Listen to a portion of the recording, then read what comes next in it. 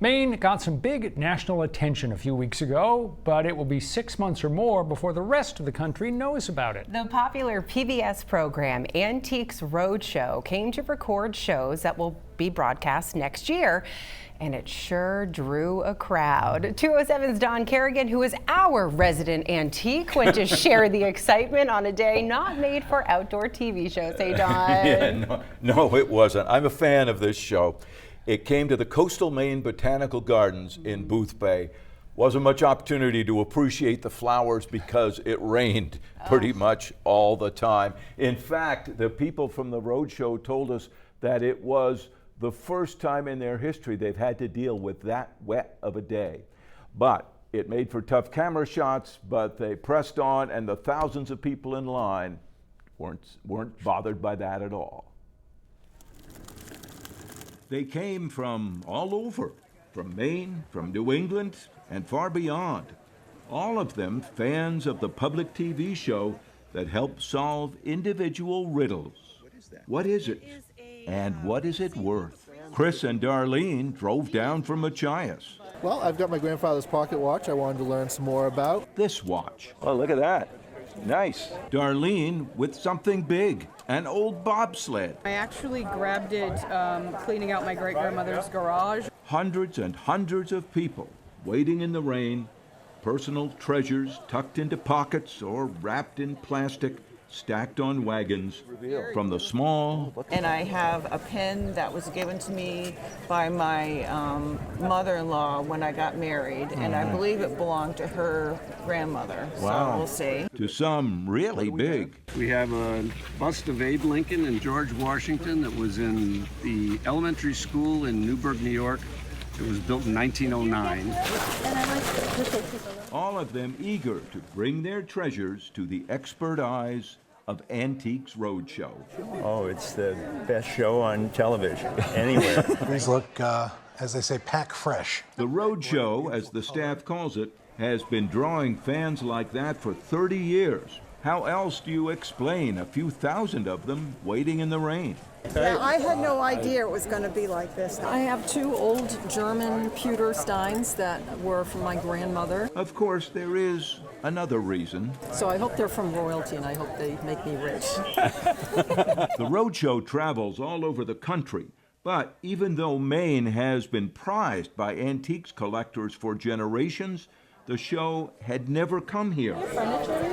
Executive producer Marcia Bemko says they used to do it indoors and Maine didn't have a space big enough.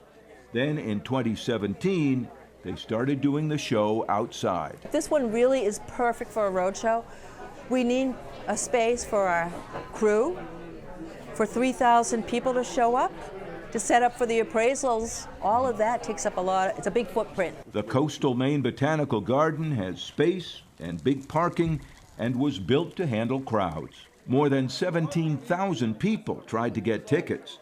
The show gave out just 2,500 pairs of them. We learned, but this is a sweet spot for us. It's a good amount of people. And they clearly know how to do this, managing people and producing a TV show at the same time, even in the rain.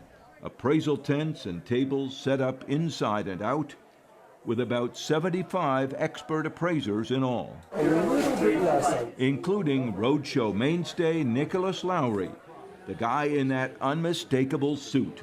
He's been part of this almost from the start. Other people at my auction house had been sought out earlier and were doing the shows, and I was like, why am I not doing the show? One surprise, these experts, the appraisers, do the show for free. We travel on our own bill, we put ourselves up on our own dime, and we do this gratis. They do, however, get known by the audience, which can be good for business. And that audience, of course, loves to hear the stories. They are perhaps as important as the items themselves. We all want to understand what we own. It's fun to watch smart reality television. You won't watch a season of Roadshow or show of Roadshow without learning something about our country. That will happen. If you don't figure out when the Civil War happened after a season of Roadshow, you weren't paying attention. Then there are the surprises. Someone discovering their old treasure is worth big money. Do you still, once in a while, see something that surprises you? You asking me if this jaded old goat is still surprised at anything? I do every once in a while. More often sometimes it's, oh my God, I've never seen this before. That's incredible. Sometimes it's, why is this in Maine? Like, you know, whatever it is. So there are still surprises for all of us. So, like just about everybody else here, the couple thousand people, I have something I want to find out about and maybe see if it's worth anything. So, I'm in the line for folk art. I have this old birch bark fishing creel that somehow belonged to my father. I know nothing about it. A long line, then my turn. The appraiser admires the creel, but says there's no way to tell where or when it was made. It would only sell for a few $100s. Back on the shelf it goes. And most of us here are likely in the same boat. I bought lunch today that actually cost more than most of the stuff, so.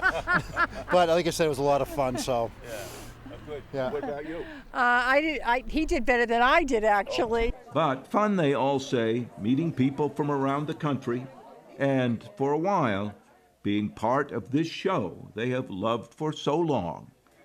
Next time, maybe next time, they'll have a real treasure. You know, it's rare to be at an event where everybody seems to be in a good mood, and that was the case there. So what they shot in Booth Bay is going to be edited into 3 programs, plus a highlight special.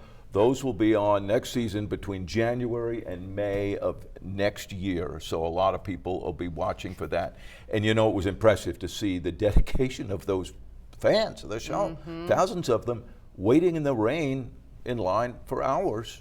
And everybody seemed to enjoy it. So good. 17,000 Yeah, people. it's a lot of Who applied for people. Wanted tickets. It's extraordinary. And they came from Texas, those guys with the busts of Yes. Love Lincoln. I love that Lincoln shot. and Washington. They live in the old schoolhouse with those things in New York State. They trucked them all the way to Maine to show them. So good. Everybody's got a story. They do. Thanks, Don.